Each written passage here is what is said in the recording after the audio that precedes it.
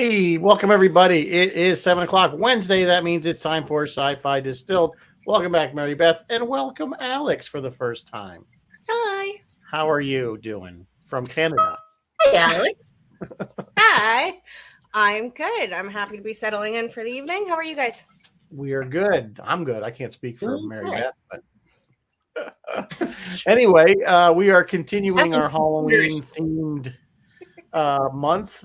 This was Alex requested. This is one of her favorite movies. Yay. 2020's Underwater, which is kind of a homage to Alien with some what's the word I'm looking for? Surprise twists. Surprise twists, a little bit of demonic intervention there, kind of going on, or what do you want to call it? So anyway. Lovecraftian bigger than demons. Yeah, but very yeah. Lovecraftian. We'll call it that. I mean, that's kind of hell, isn't it supposed to be? I don't know. Anyway, but before we all do that, of course, we have and welcome Chris LaRoche and welcome Martin. Well, I see you guys are already there. News. So go. You have news. News.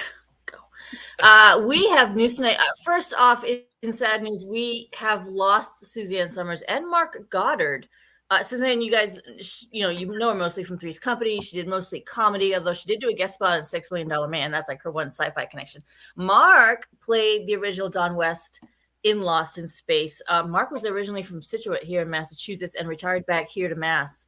And they both will be missed. Marvel news. Marvel just killed Daredevil Born Again. They scrapped it all together amidst continuing criticism of their TV shows, particularly Secret Invasion and She-Hulk. Why are Marvel shows flopping? Well, their modus operandi is to make things quicker. And while they make great movies, they have no experience with TV. What they do is they do it kind of assembly line style and heavily rely on fixing everything in post, which you can do in a movie, but not with a TV. They also have a bad habit of changing the script as they film. That's not good. And finally, they relied very heavily on Kevin Feige to kind of keep the overall continuity straight. But he couldn't do it on a bunch of TV shows, so he delegated it out to other producers who had no experience, and it all went south. The rumor now is that Marvel is going to create shows that run several seasons where the characters take time to develop relationships with the audience rather than the short, limited shows they're doing now.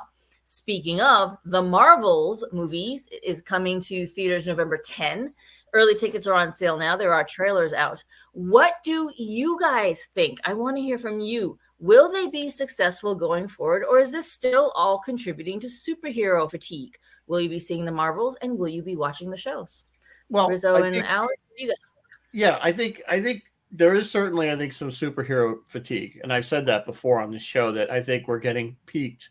We're just so over inundated with it. But I think with the shows now, they have had some good shows. Moon Knight was actually pretty good. It was actually pretty good. I like Loki. The one with the archer guy, Hawkeye. Oh yeah, Hawkeye was a good show. That was pretty good. But then, like Loki, like I said, is tough to follow. I don't know where they're going with. It's very, very chaotic show. I mean, that's probably the design of the show to some degree, but it's really hard to follow. And I think part of that. And I just started watching Secret War, and again, it's kind of, you're right. There's like just some kind of disjointedness to it that makes them just not like you really want to go back and see what happens. I think is probably part of it. Like it's just not drawing you in. But yeah, whether they write the ship, I didn't mind She-Hulk. I thought it was okay. I thought for what it was, I liked the fact that it poked fun at itself. The post, it did poke fun. I'm sorry. Go ahead, Alex. What did you say?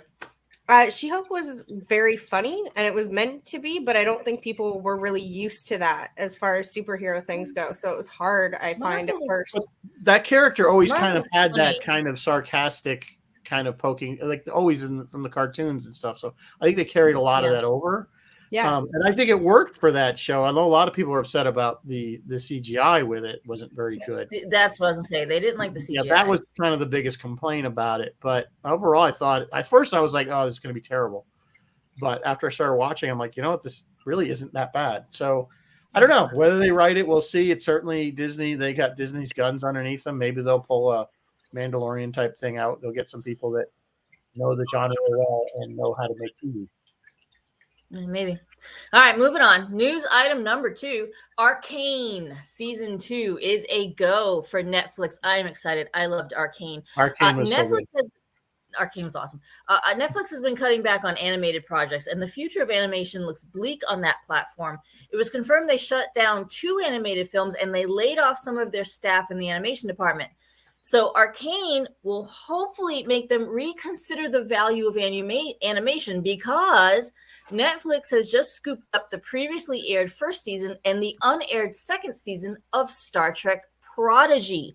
Season 1 will stream later this year, and season 2 is due in 2024. And you guys remember that happened after the fans launched a GoFundMe and flew a plane over the Netflix offices.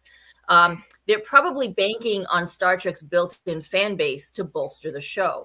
In other Star Trek news, it's been reported that Tawny Newsome, Mariner Beckett herself, is writing on the Starfleet Academy series. Tawny actually tweeted this back in March, but it recently got reconfirmed when the writer's strike ended, and they all actually started to write. I think she will do great. Tawny knows Trek, and she already has a podcast on it, so I think it's in good hands. Speaking of the strike, in strike news, last Wednesday I reported that SAG-AFTRA was in talks. Well, they fizzled out the very next day, Thursday, and were suspended, and I believe are still suspended. A-listers are starting to get involved with this. According to Deadline, George Clooney has met with SAG-AFTRA president Fran Drescher, and to talk about what's going on, and also Emma Stone, Ben Affleck, Tyler Perry. They're all like putting in their 2 cents. Mostly interested in discussing the revenue proposals. Moving on, the Greg Jean auction was last weekend. The collection amassed by Jean, who died last year at the age of 76, brought in about $13.6 million during an event at the Heritage Auctions in Dallas. The auction house said that everyone from model makers to collectors and science fiction fans attended, making it the event its best attended in years. A few items to note. A space suit from Stanley Kubrick's 1968 film 2001 sold for $447,000.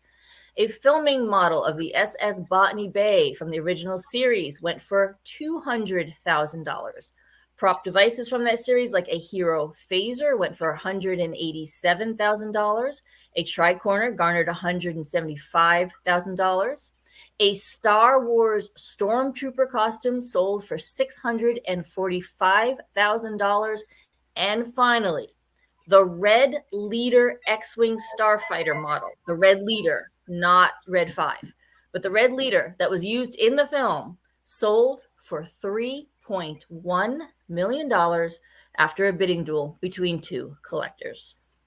Coming from Variety tonight, 41 years after John Carpenter's The Thing came out, it is still being talked about. John Carpenter is making the press rounds to promote his new true crime horror anthology series, John Carpenter's Suburban Screams. It just premiered back on October 13 on Peacock. Each episode focuses on one true horror tale as told by the real people who lived it. However, the subject of The Thing came up in one of the interviews. So, like in Nolan's Inception, at the end of Inception, is Cobb awake or dreaming? Or Ridley Scott's Blade Runner, is Deckard a human or a replicant? The Thing also kind of ends on a question cliffhanger. Whether or not MacReady, which is Kurt Russell, or Childs, who's Keith David, are infected with the body-snatching alien. One of the most popular theories about the end of The Thing is that Dean Cundey, the film's cinematographer and an amazing cinematographer, said that a specific light gleam can be seen in the eyes of whoever isn't currently infected with the alien. A light gleam can be seen in Child's eyes in the final scene, which would mean he's infected. But John Carpenter says otherwise. He has no clue, says John Carpenter. I know who the Thing is and who's not the Thing at the very end. I'm not going to tell you. Sorry. What do you guys think? Who's the Thing at the end of the movie? And should we do The Thing to finish off Halloween month? What do you guys think before I do my last story tonight? I don't remember the movie well enough. I don't remember the movie well enough to have an opinion. I hadn't seen it in years. I know, so now I'm going to go back and watch it again and watch it. I definitely would have to go watch it if we were going to do it. So, Said, Bill's saying, do the special effects hold up? I don't know. I'd have to watch it. Well, I don't know. We have to watch it. I haven't watched it. All right, I haven't seen it in years. Finally, tonight, we are doing a movie that is often compared to Alien. Well, the next installment of the Alien franchise is due to arrive August 16th, 2024. It had been given, this is very interesting because it had been given a release date on Hulu. It was going to go straight to TV, and then they were like, no, this is pretty good. Let's put it in the theater. So now it'll be in the theater. The next movie is under the working title Alien Romulus, and it is being compared in scope to the original film. In other Alien news, Noah Hawley is quietly developing an Alien TV show. So long live the franchise. It is a fan favorite. And if you want us to end Halloween month on an Alien note, we could do that too. I was going to say that's my vote. What do you guys think? That's your vote. Okay. So, so I watched this movie for the first time just, what was it, Wednesday? Or not Wednesday, last what was it? I don't know what it was. Last week sometime. Anyway, it's actually a lot better than I kind of was expecting. Sometimes when they put these together, they kind of seem kind of slapped together. It's a little dark, but I know that's kind of a trick that they always use to try to hide bad effects or not so great effects. But I think in this one, it kind of has to be dark because of where they are. Very deep. I don't find the effects to be bad either. No, I don't say them bad. What? Are we going to do a 3-minute review? And do we have a drink for tonight? We have a drink, yeah. So I thought we were going right into the thing. You're right. We didn't do. So I would have said, let's talk about underwater. I didn't say what happens now is Rizzo's going to put up a countdown. Oh, so we'll do the drink first. There's our drink for today. It's called Ocean Water, and it's, again, kind of fruity. Start out with coconut water, pineapple juice, blue curacao, and some coconut rum. What can you go wrong, right? I don't have the same drink, but Kent, if you want the matching purse, I can send you a link. She's stealing my jokes. Anyway, so all right, let's do lower decks. I completely forgot the lower decks thing. So we're ready. Here we go. Let's get our timer up. There we go. So this is another Badgie episode. So if you don't like Badgie, you might not like this episode. I love Badgie, so more Badgie. And Peanut Hamper. And if you don't like Peanut Hamper, you might not like this thing. However, you might like the fact that the evil computers have come back, or at least one of them. I forgot his name, with something with an A. But it was basically the one that was voiced by... Yeah, it was the one voiced by Jeffrey Combs, who's, again, one of Star Trek's hardest working extras, or not really extras, guest stars, we'll call it. And of course, we start out with they're at the Daystrom Institute, and he and Peanut Hamper have become friends, and they want to break out. They have a whole plan that they're going to break out. Although Peanut Hamper is ready for parole, so I don't know why she would want to break out and then go on parole. But anyway, I don't want to take up the whole hour. Of course, there's another side story that's going on, that's been going on all season, with this mystery ship that's been destroying other ships. But we find out that they really haven't been, actually, at the end of this episode, being destroyed. They're just being teleported somewhere else. We don't know where. But this is, again, another point where they split up. The gang gets kind of split up between Mariner and Boimler, and then, of course, Candy and the engineer. Why am I blanking on his name? Yeah, I can't think of the engineer's name either. Rutherford, yeah. So we kind of got two storylines going that kind of parallel each other a little bit. I don't know, Mary Beth, I've been talking for a minute and a half. Yeah, funniest moments. Amagus? What was the bad computer's name? Whatever. He kidnaps Tendi and Boimler, and he takes them to this beach, and they're like in cuffs, but there's like zero threat whatsoever. They're just like, oh, like Tendi's in cuffs, but she's building a sandcastle on this beach. It's like so funny because they did not take this seriously at all. They just were like, okay, whatever. They just played along. But it was cute. But here's the question. The question of the show, just like those other movies I mentioned, did Peanut Hamper really reform? And she escaped prison. Know. Why did they leave her free at the end? She took off. She kind of screwed over like with her dad. There. And we don't know. Also played by Jeffrey Combs, I believe. Is that correct? We don't know. I don't. Did she? That's the question. Did she reform, or is this another peanut hamper trick? We don't know. I think the bigger storyline was Badgie. That Badgie split. Yeah, the the storyline good Badgie. It was very and logical Badgie. Bad G, good G, and logic G. Yeah, the logic G. So there's those different now ones, but yeah, it was a kind of a. You either loved this episode or you hated it. I think was one of those kind of things. So. It wasn't one of their stronger ones, but I did like splitting Badgie. So anyway, I forgot to put the banner up, but you guys know that's fine. Now. Bruce says. All right. Bruce is saying no peanut hamper. All right, now go ahead. Dive. I don't know why Bruce doesn't like dive in. Peanut hamper so much. Just not a peanut hamper fan. Do it. Tell me all about that sly little elven fox, Kristen Stewart, going underwater in her 100-pound suit. Tell me all about. I know they filmed on an old Lowe's. Come on, tell me all about. They did. It sounds like you're doing a great job for me, honestly. If you want to talk about the technical parts, I can talk about the story. Really, if you want to split it up that way. But yeah, the suits were 140 pounds, which is only it's never healthy to discuss a woman's weight, but Kristen Stewart is not much more than that herself. So it was very much for her, like dragging around a second body. And the funny thing is that they looked good. They did. They looked really convincing, and they did a lot of filming actually underwater. And they did. They did a lot of filming on soundstage as well, but they tried to mix it as much as they could, which is really impressive because the director, William Eubank, this is his first non-independent film. He's only done one film and 2 music videos before he took this movie on, which is quite impressive because what a difficult movie that is to film. You're doing everything underwater. You're putting your actors under immense stress. I think that's quite the undertaking, and it was very well done for someone who's still so green. I should say especially for someone who's still so green. So that's kind of more on the behind the scenes. Actually, for anybody who has seen the film, my favorite behind the scenes fact is that TJ Miller, the character that he plays, the bunny that he carries around, it's a stuffed bunny, and they reference it every so often in the movie. It wasn't actually supposed to be a stuffed button. It wasn't supposed to be a stuffed bunny. It was supposed to be real. So yeah, you see that's another alien callback. Right. To Jonesy. Right. To Jonesy. Yeah. Yep.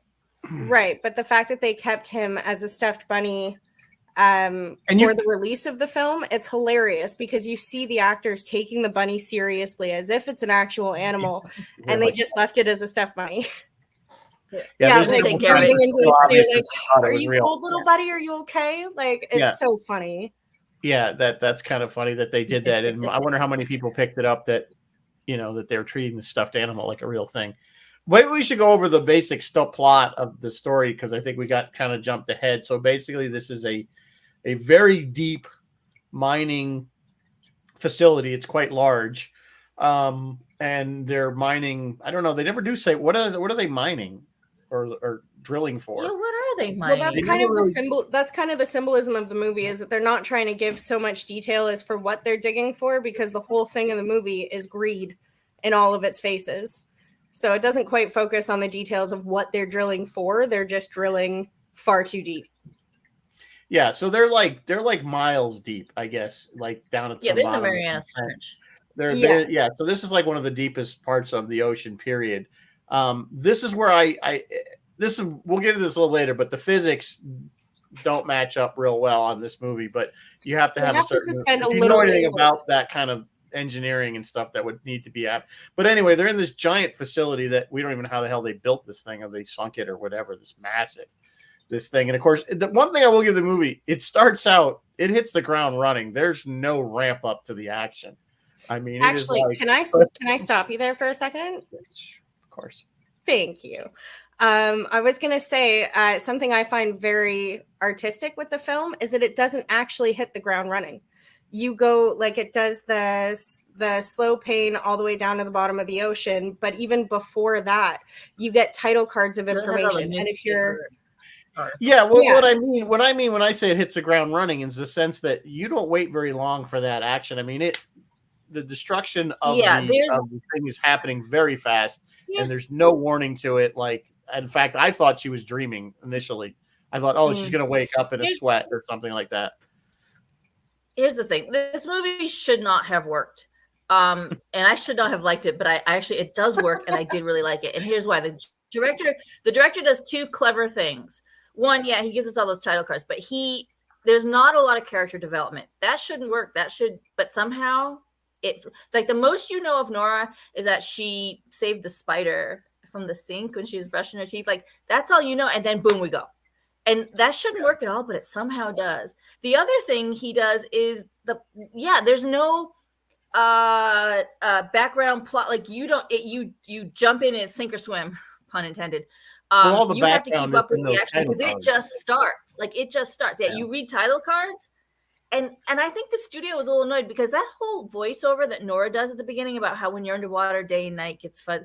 That wasn't in. I don't believe that was in the original. I think the studio made them tack that on because they're like, we need a little exposition here. You know what I mean? Because that's what the studio does. A little setup. Yeah, I mean, I find that so funny because if anybody caught Kristen Stewart's performance in Twilight when she does the inner monologue of Bella, it's of the same tone, but I actually really appreciate comparing both of those, like Kristen Stewart's inner monologue at the beginning of Twilight and then her inner monologue here, because you can just hear the improvements and how much better she's done as an artist. I do find it funny that the studio pressured them into having this like Hunger Games, Twilight, Divergent-esque kind of introduction instead of just allowing the movie to do what it does. But yeah, I very much agree with you. Because you know why? I don't feel like that monologue contributed, like it didn't contribute to character or plot development. I don't remember it. I don't remember it, actually. All I remember is the part about day and night get fuzzy. What did she say? There's nothing to do with the plot, I don't think. No, I think it just gives her, maybe it just goes to her frame of mind. I agree. It goes to her frame of mind, and I find it does contribute a little bit to her character development, because what I find interesting, one of the quotables that I wrote down that she says in that little segment is, some people prefer the glass half empty, some people prefer the glass half full. I prefer the glass empty, period. There's a comfort in cynicism. There's less to lose when you don't care. So like that's so it's just saying, I think that's kind of setting up a lot of the plot. Yeah, very much so. Yeah, you kind of follow Nora's journey at the end of her life, try and figure out how to live for her life, how to make her life worth it, how to start caring again. Because as much as that's true, there's less to lose, then there's less to experience, there's less to learn, there's less to move forward, and that's not a good thing. And I find Nora's character journey is figuring out how to turn that back on. That makes the fact that there actually is an alternative ending even more interesting. They did film her escaping in the pod. So you can did, and I hated that ending, which is hilarious because I'm a Hallmark person. I love happy endings. I'll drop it in the chat if you guys want to see the alternate ending. But yeah, it makes their ending choice very interesting. Let's get to the plot though. The basic plot is the for whatever reason that we don't know at the beginning, the station starts to have major issues. They think it's a earthquake, basically, and it's causing the station to collapse or implode, really, in this in certain sections. So the bulk of the movie is this group that finds each other and has to try to get to a point where they can get to some escape pods that will take them, obviously, to the surface. That's kind of the bulk of the movie.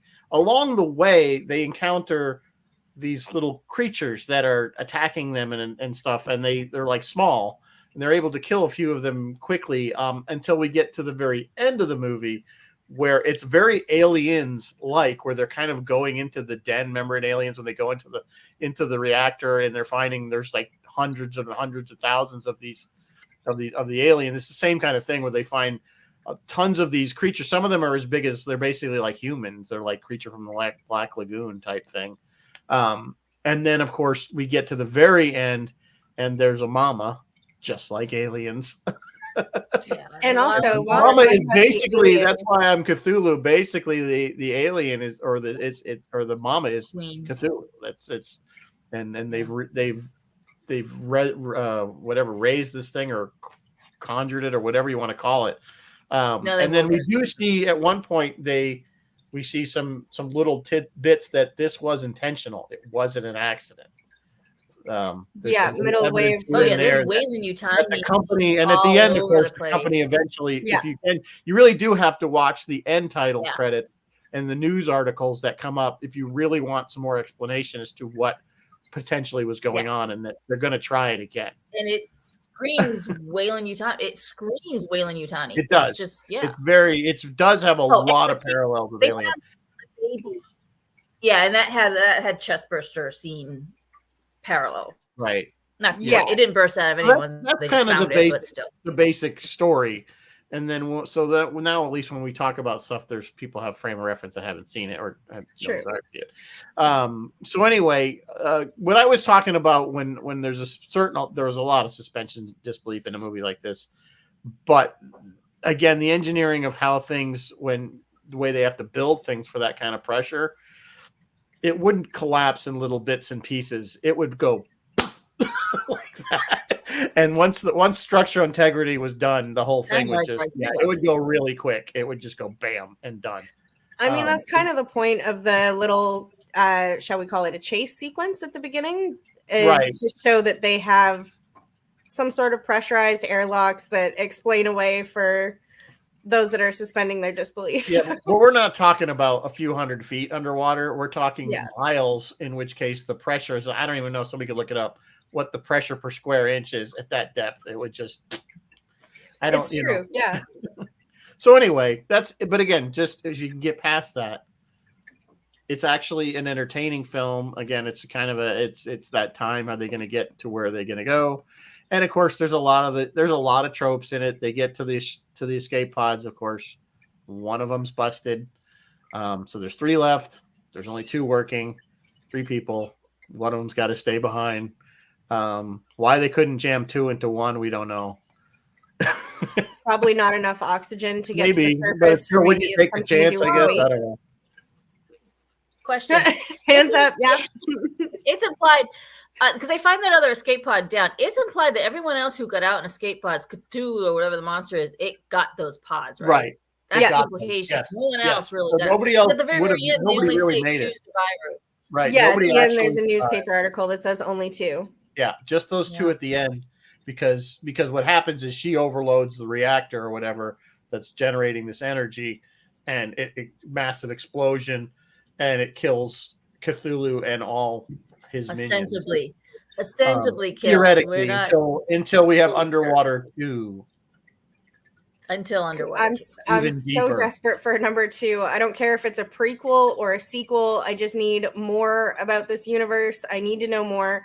As far as the homages for aliens go, like even right towards the beginning, once we meet the captain of the whole thing, he's wearing this sling bag and it's got a Weyland-Yutani logo on the shoulder of it. And then later on in the middle of the film, we go to the captain's old quarters and we see a whole bunch of very incriminating things. We see a bunch of things in his locker with a pentagram and things about a deep sea monster. So it's implied, if you're quick enough to see, because there's so much information there, but really we're only spending about 4 seconds on that locker, but there's so much information with the pentagram, and the card that Nora pulls out of the jacket is a prayer card for the captain's daughter. And if you read the prayer card, it's not a prayer, actually. It is the spell to summon Cthulhu, if you pause it and read it like me. So there, Bruce put it up there. Is it really? 15,751 pounds per square inch. Of course, so, Bruce found it. Does that make the captain the Paul Reiser character? Oh, maybe. Did you guys? No, I don't believe it is, Martin. Martin's asking if it's based on a video game. Not that I'm aware of. I don't believe so. I think this is an original work. Rare, but they do exist. So, yeah, okay, never mind. Yeah. So anyway, continue with what you were going on about there. That was kind of important, although I do wish they had made it a little bit more obvious so that they didn't have this like quick. Well, maybe that was their point, is that they were just stuck it in there and see who noticed. Well, I was just going to say, like, one thing that I really enjoy about movies, as you've pointed out as well, is that not a lot of people watch movies the way that I do. Not a lot of people look at the details and research things shot by shot, which is fine. Everybody live your own best life. But one thing that I like is being able to do that, or being able to just turn your brain off and watch a popcorn movie and just get scared by the jump scares and try and figure out what's going on before the characters do. You can easily do that with Underwater, or you can freeze it frame by frame and kind of get all the information that you want. So for the second movie, I actually really hope it's a prequel. I wouldn't mind a sequel, but I want to know what happened with the captain. I want to know why he was summoning the monster. I want to know why his daughter died. I want to know why he wasn't telling people. I want to know. I wonder if he thought it somehow would bring her back. Yep. Yeah, that's that true. Would be my guess, and that would be a motivation that Agree. People would have in that situation. Because why would you want to bring, a destroyer of worlds into this world? I mean, it doesn't. What I don't know why the company is as a whole would want to do this. I don't know what their end game really is with it. Other why than did power, Wailing Tiny go back to where they knew? Yeah, it's just greed. Yeah. The oil or whatever they were drilling for was clearly more valuable than. Yeah, I guarantee that's like a running anything down there that's worth what they would have had to spend to try to mine that. Yeah, imagine what that whole facility costs, like billions. Well, that's of what I'm talking about. There's no way that your return on investment. It's just like mining the moon. At this point, it's just not cost effective. Yeah. Well, I don't think it's really about the mining. I think the mining is the cover story, both for the captain and the company. Well, yeah. So let's say that that's the case. What's their end game then? Just to power? To have harnessing around on Earth. Yeah, that's exactly it. In a lot of the descriptions, they describe him as a kaiju. Like we've seen that in other kaiju. Yeah. So so that's basically how they originally explain it. Which would make also fall into a lot of the lore that goes along with that type of monster. Absolutely, they come up from the depths out of in Pacific Rim. There was like a dimensional portal at the bottom of the ocean where these things were coming out of. So maybe it's the same universe as Pacific Rim. It's just before. There's got its hands at everything now. Just saying. Aliens, Pacific Rim, all the same universe. When you think about it, it could work that way. It could fit. Potentially, yeah. Lead with the sword. Lead with the sword. Always lead with a sword. Always lead with the sword. You have to remember. You have to watch that episode, Alex. You gotta watch Pacific. Watch our episode of Pacific Rim. I mean, I'll watch Mary Beth duel with her dog any day. Okay. I don't know if the dog was in that one, but I want to say I think Kent was on that one. Pretty sure. So I think it was Kent too. Yeah. Yeah. So anyway, lead with the sword. That's what we all came to the conclusion, because that always is what killed the thing at the end. So all right, go ahead. So continue as far as you're the expert on this movie. I'm just the guy who was eating popcorn watching it. So. Well, that's kind of what I was saying. So one of the things that I really appreciate about the horror genre is how much symbolism goes into it and how understated it is. So if you don't want to look for the symbolism, you don't need it. It's not necessary for the storyline. But one thing I appreciate about the beginning of Underwater is that it does give you those few snapshots of the title cards that kind of explain what's going on if you're keen enough to kind of look for it. Otherwise, it's exactly like you said, the action starts right away. So it feels like, because as soon as those title cards are gone, we get right into it. So it's incredible that the action starts right away. I love that. I'm not really in for a slow build kind of movie, so I want to get thrown right in and get to the thick of it and see what's going on. And Mary Beth, I know you didn't like, not that you didn't like, but you didn't notice that there was a lot of character development. Well, here's the thing. So for good horror, you have to have empathy for the character. You have to be scared for them to be scared. If you don't give a flying frack what's happening to him, then it's not horror, right? So he was taking a risk. The director was taking a risk doing as little character development as he did, but it worked. It worked. So was he taking a risk, or was he holding your breath the entire I don't think we needed to know a lot of the backstory on these characters. I feel like there was Alien. When you think about Alien, though, there was not a lot of backstory on Ripley or any of the characters. There just wasn't. They were space truckers essentially, and they got told, "Hey, while you're going by this planet, could you check this signal out?" That's all we knew about. Yeah. Nothing else. And they all wanted money. That's all they were there for, money, which is kind of exactly what these people were. They're just working. They probably would get a bonus if they hit whatever. We don't know that specifically, but they're just working people. There isn't any backstory that's worth, except maybe the captain, who we do find little tidbits about. And his superiors, yeah. Yeah. So Bruce is asking, is it okay if he's watching this alone at home? Well, I don't know, Bruce. I don't. Yeah, I think you're fine. Maybe you need Andrea to hold your hand. Yeah, it's not anything like Midsummer that'll have you wondering. Sour, and unless you have any unless you have actual water phobias, no. Yeah, if you're claustrophobic, I wouldn't really recommend watching this movie. They play a lot with close quarters and close cameras. Yeah, and the jump scares are predictable. I hate to say, at least for me, they were. Yeah, they are pretty predictable. They weren't like, oh, it's a jump scare. Okay, so I didn't. But that's what the cast says. This movie. This was tough to shoot. Yeah, it was kind of a fun movie to watch. Like I said, I wouldn't call it scary. I don't know. No, I would not really by just today's standards. Yeah. I thought this is one thing, and I think I talked to you about this before, Alex. One thing I think that they didn't do that Aliens did do was the tension. I didn't feel the tension that I did with watching Alien, and I think the reason was I think Aliens did it so brilliantly, or Alien, I should say, because they had the motion sensors, and you could see when the alien was near, but you didn't know where it was. So you knew it was somewhere. So remember, there was the scene where he's down and he's got the flamethrower and he's in the kind of the crawl space, and they're like, it's right on top of you. How could you not see it? And he's like, I don't see anything. That kind of tension that was built in that movie I didn't find it here. And I'm not saying it's necessarily a bad thing, but I think that's something that maybe if they had kind of worked in, that they knew something was near, or somehow, that whether it was a proximity alert or something was going off, I think might have added a little bit to it. Maybe not. I don't know. I think that was something that Alien did really well, was the tension. It kept the tension. The cat would jump out, it's just Jonesy, that kind of thing. You almost could tell in Alien, you knew who that person's going to die, because stuff they would say, that one's going to die.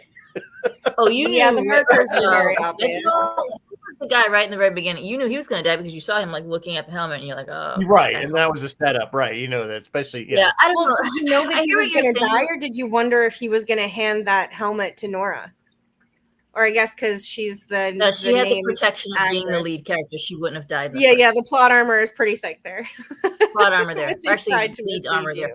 Yeah, Rizzo, I hear what you're saying, but I don't know, man. There were a couple moments of pretty good tension, I thought.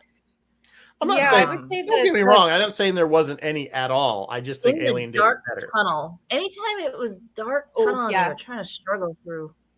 That was pretty good. That was a very good sequence. I think where the problem is that the things were not in the station, so to speak. They're only outside with them yet. So that I think it hasn't been able to be inside with them. The tension. That might have been made it more intense. Was supposed to be, is the station going to collapse onto their heads? Are they going to get all exploded? Right. That was the tension you were supposed to be feeling there. And then once they got the suits on and got outside, then you were worried about the creatures getting them. Yeah, very true. Yeah, I agree. I'm not trying to pick on the movie. I'm just kind of contrasting that what I think Alien did really well. And I think that's what Ridley Scott created, either through the visuals or just the sounds, that made you wonder where this thing is. And then when you did see it, it didn't necessarily always jump out at you. Well, that's what Alien kind of came out. He'd come out slowly, and there he is, and you're like, "Oh, is this? What are they going to do?" Especially at the end when he was hiding in the ship. Oh, shuttle. Rizzo, I got a question for you because I bet you know the answer to this. Maybe Alex does. why specifically they were getting dragged up. Captain and Nora got stuck attached to each other and and they were getting dragged up. Yeah, like get the bends kind of up, system, right? Yeah, but the suit was failing. The suit, that was because they were going up too quick. His suit was failing because it already had damage to it. Couldn't do it. Yeah, the pressure was being dropped too fast. Again, this is one of those suspension of disbelief moments. If they had been dragged down, then I might have been like, oh. Yeah, again. Yeah, that's fair. Again, because of the pressure they're dealing with, any flaw in the suit would kill them instantly. I mean, the suits would have to be absolutely perfect. Like the one guy had a crack in his helmet, dead instantly. As soon as the pressure hit him, done. Yeah. The black guy. Yeah. So he was like killed, and he knew it because he gave her the good helmet, and he took the one that was cracked, and he pretty much knew that he was done. Not even some duct tape on that thing, nothing. I mean, really, literally, we just had this group that remember the sub that disappeared going down to the Titanic. You know, that just recently. Oh this year. God, yes. I thought of that when I was watching this. Yeah. Like I said, once that structure becomes compromised, it's instantaneous. It's so much pressure, it just bam, done. So there's again going up. You would think that would, if anything, would let the suit last a little longer. But again, the difference between at that depth, the difference between 100, a couple of 100 feet, or even 1,000 feet is negligible on pressure. You're under so much pressure at that depth. So anyway, again, suspension of disbelief. I'm not picking on it. It's an action film. Just go with it. So. Did you guys notice with the deaths, as we're going along with the theme of greed, all the people that died were the ones displaying selfless actions, whereas the ones that survived were the ones that were the most selfish? And not even in a bad way. It's not a bad way, but she did her part. She was dragging what's his bucket unconscious across the bottom of the ocean. She dragged his ass. That's pretty selfless. He of all of them, he was the one. But what did he do? He must have done something too. He went to go check the body with TJ Miller at the beginning of the movie. That's pretty much it. That's his only. And what I find is that the girl that survived, as precious as she was, I wanted her to survive. She didn't care about anybody else. She cared about herself, and she was constantly, not to say that mental health is something you shouldn't focus on, but in the middle of an emergency, all she could focus on was what she couldn't do, how she was going to die. She was very much me the whole time. She was dragging Buddy behind because that's what she anchored herself to in order to survive. And Buddy didn't really do of all the things, that was the most accurate, because people like that. Like that's what happened. That's what goes on. I got the impression that they were romantically involved or something. They are. I thought they were romantic. Okay, so maybe that's why she was dragging him her along. boyfriend. Yeah, but that's still self-serving. Didn't they say that Nora was engaged? Because she said something. Didn't she? And Nora had a boyfriend that died, or something, or a fiance that died. That's why she kept touching. She was engaged. That's what she was wearing on the necklace. She had a ring. She kept touching that ring. She'd go like this, and I was like, "Is she having heart palpitations? Oh, she's messing with something." It did kind of look interesting. It took me a few watches to realize it was the ring and not quite her checking on her heart or something. Yeah. So let's take a minute. No, we haven't talked about the cast really. About what? We haven't talked about. Yeah, we can go through the cast. So we can go through the cast. Kristen Stewart is our hero, if you will, our main character. Of course, we know her from Twilight, if you're a Twilight fan. Also, Charlie's Angels, personal shopper. She was also in Spencer as Princess Diana, and she did a fantastic job. I think it's a crime to her artistry and her talent that we're still referencing Twilight for her, unfortunately. Well, that's the only thing I actually, I'm aware that she was even in, and I'm not a Twilight fan. I've never seen No, but it was a monster of a vehicle, so it makes sense that you would know it just by association. Exactly. I was alive in that time period. So the other kind of is Captain Lucian, which is played by Vincent Cassel. My only other thing that I've seen him in was Oceans 12 and 13. Right. He was the French He's thief around. that kept trying to thwart them. He was much younger in those movies than he is in this one, and it took me a minute to figure out where he come. But he's been in a lot of stuff too, though, here and there. My guess is he's probably not big in the States as much. He was in Westworld, the HBO version, obviously. So again, he was pretty convincing, though. I mean, I think because you really kind of find out, it's almost like with his character. You're like pulling for him, and then you kind of get when you find out that he might have been part of it. You're kind of like, oh, he's kind of a dick, after all. So anyway, but at least he recognized that himself too, because when it came down to the emergency, he didn't try to get himself out. He tried to get everybody else out.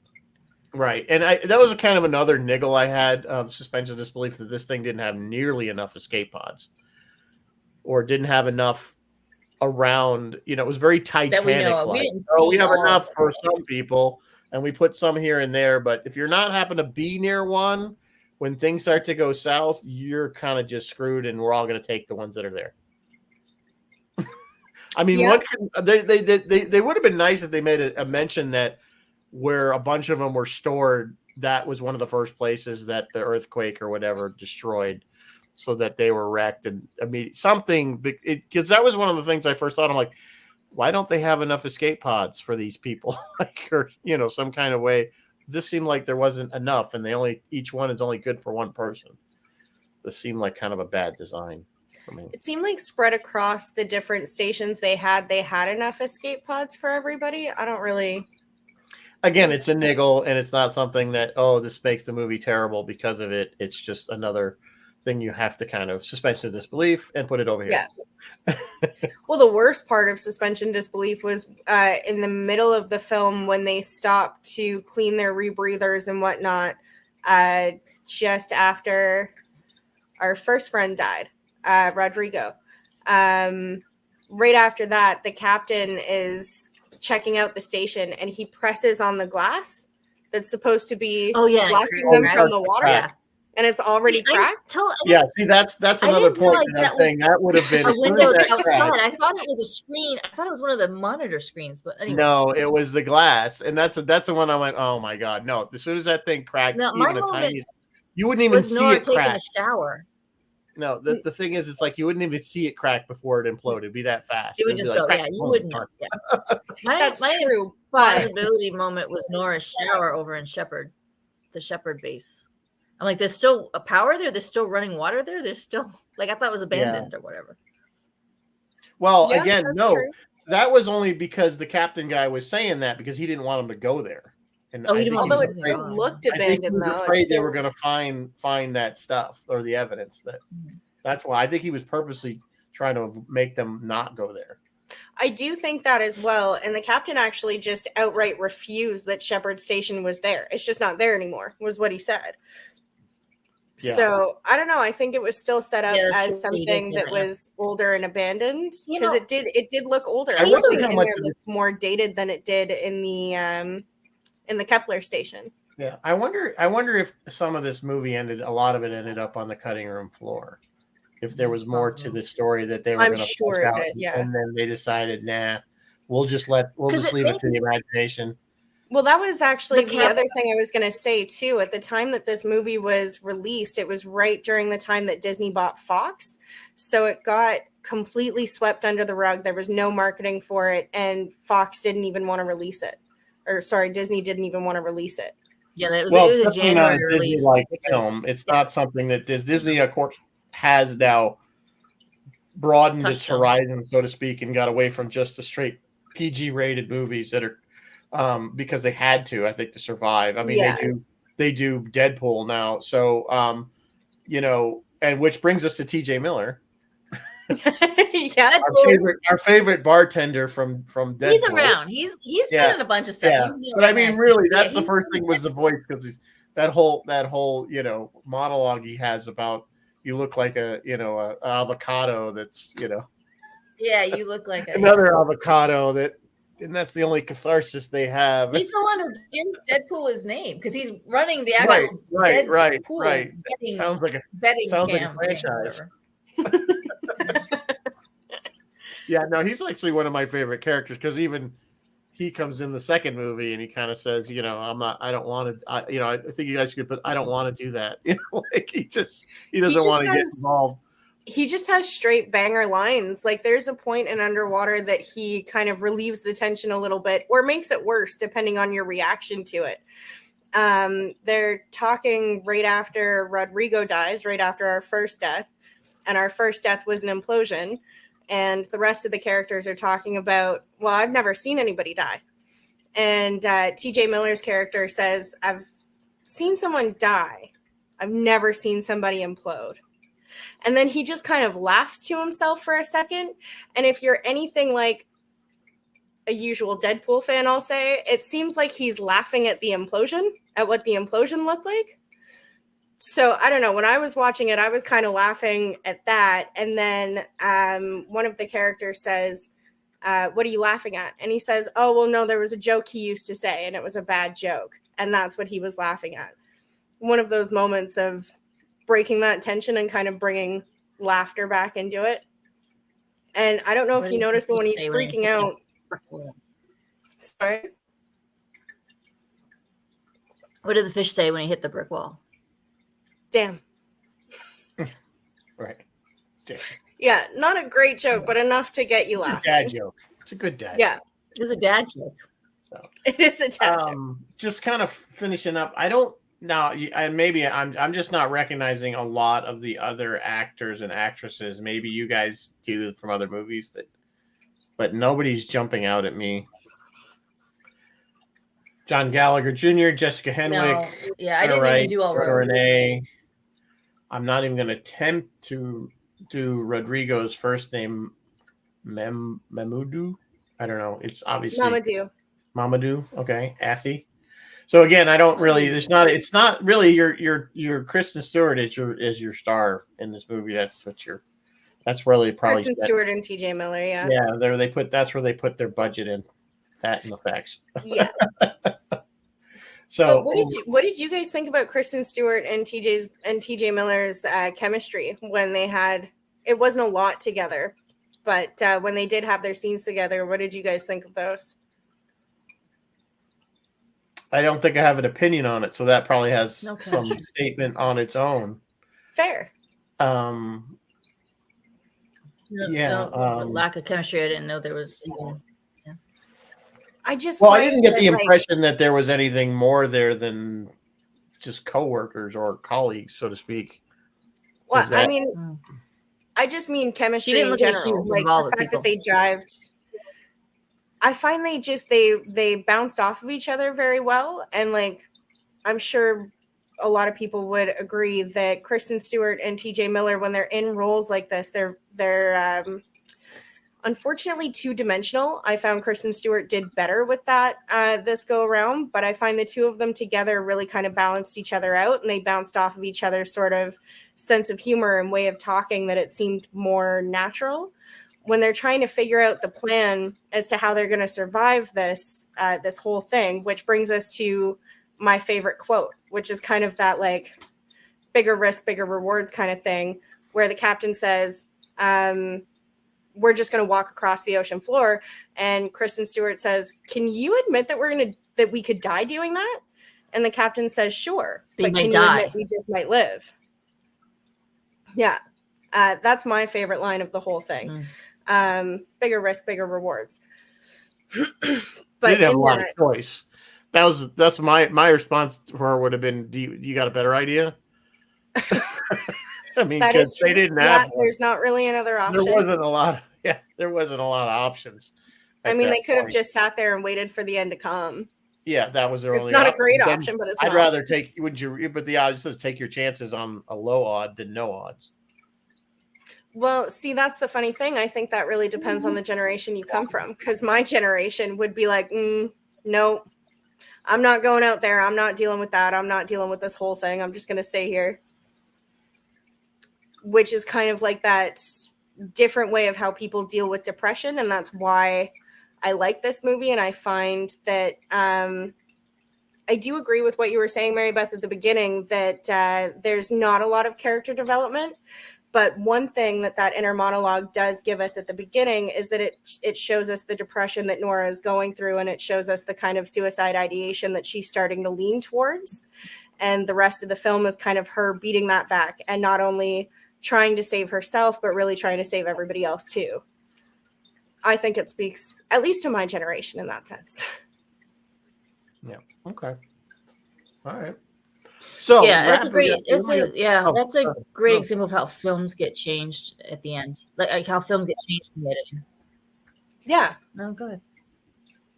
No, I was just saying we're getting near the end of the Go hour, ahead. so I was just saying would wrap up the kind of the whole thing. I mean, like I said, I think the takeaway, I think we both agree, is this movie can be taken two ways, however you want to approach it. You can just grab a bowl of popcorn, sit down, watch it, go on the roller coaster ride that is this film, or if you really want to start looking psychoanalyzing it, looking into what really reading all those, you really almost need to stop and pause the movie to really read all those cards that are those newspaper clips and stuff, especially at the beginning and the end, to really kind of flesh out. But I mean, like I said, I think one of the key ones, if you really want to slow it down, is when they do get to that Shepherd Station and kind of really look at what is in that. It's kind of like Easter eggs almost. And kind of analyze what's going on. But then, of course, you get to the giant Cthulhu guy, and he's just, I think at that point, I think any generation, if you see that guy, you're like, okay, we're fine. Yeah, pretty much nothing going to save us at this point. So, which is kind of interesting because one thing I didn't get was when they're approaching that thing, and there's all the little minions or whatever they are hanging like bats, and they're literally brushing up against them. Why did only one wake up? Because her low oxygen started screaming. That woke him up. Oh yeah, why did only one wake up? Touching them, though. Wouldn't you think if something brushed against them, I would buy that if they weren't physically like moving through them like curtains. Yeah, you're right. That's a good point.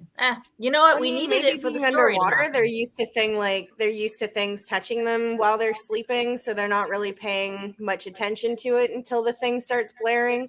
I don't know. Yeah, that's kind of an epic shot, though. Like that whole sequence, the way she gets out of that thing after it tries to swallow her down, like that's wild. What a wild camera shot! It was good. You know what was cool about that sequence is seeing inside her helmet. That was cool, and I think no, actually, maybe Men in Black had a shot from inside. They had a similar idea where he did the whole eat me thing. Being eaten alive and then shoot from out has been done a bunch of times. Guardians of the Galaxy did it. It's a trope. Yeah, absolutely. But it was just cool to see inside Nora's helmet. No, it was good. It was cool. It was a good. Still worked. Don't get me wrong, but it is a trope. I kind of saw it coming. I'm like, okay, she's gonna blow herself out of this thing. Oh yeah, absolutely. I just love the way that it was shot. Final thoughts on this film, because we are at the 8 o'clock hour, and I try to keep this to an hour. Sleeper hit that went under the radar. I agree. I think it should have gotten more coverage than it does. It is available on Hulu and Amazon Prime. Hulu. No, I didn't see it on Prime. It's Hulu Prime, at least maybe in Canada Prime. Not in US Prime. It's not on Prime. Canadians, it's on Prime. I paid my $3. Well, it's on Prime if you want to rent it or buy it. Fair. I'm talking. It is available on Hulu if you have depending on what package you have, either commercials or you don't. But if you don't, if you want to rent it or buy it on Amazon Prime, it's available there as well. Okay, so did we decide next week? What we decided? What was our two choices for next week? Alien or we did. Let me. You think about it for a second. Then let me just say, next week Roy is doing The Exorcist, so he's doing that. And tomorrow Phil has Ross on to talk Halloween music. And Friday, that's Thursday, and Friday, Phil has me and Rizzo and Roy and Colleen and Paul Levinson to talk Strange New World. So that'll be a fun show on the Friday night. If you're having insomnia tomorrow night, if you have insomnia, tune in to Phil's show. No. Don't say that about our friend Phil, who is so kind to us. I'm saying about the rest of us talking about Star Trek Oh, Changed it also for- Phil's radio station, they had tower issues, but the tower is now back at full power. So we will be broadcasting to the greater tri-state area, I believe. we've been So just we've be been ready for that. broadcasting to the world because it's on the internet. Well, it streams, I know, but you know what I mean. Like I said, you can always Anyway, if so you have now- if you have a device like an Amazon device, you can just ask it to Drum play roll, please. WSB. What are we doing next week? I don't know. I have to decide. Well, I mean, either movie's Aliens, good. It's The kind of hard Thing. to decide because either they're both good. I mean, We can do both at coming some up- point, regardless of it's Halloween. I mean, it doesn't. Which one is the more Halloween movie? I mean, you guys did Ron Perlman at the beginning of this, and Ron Perlman is in Aliens 4, so it'd be nice to kind of close it out. But Aliens 4 stunk. Circle back around to Ron. It Yeah. only sucks because it's attached to Aliens.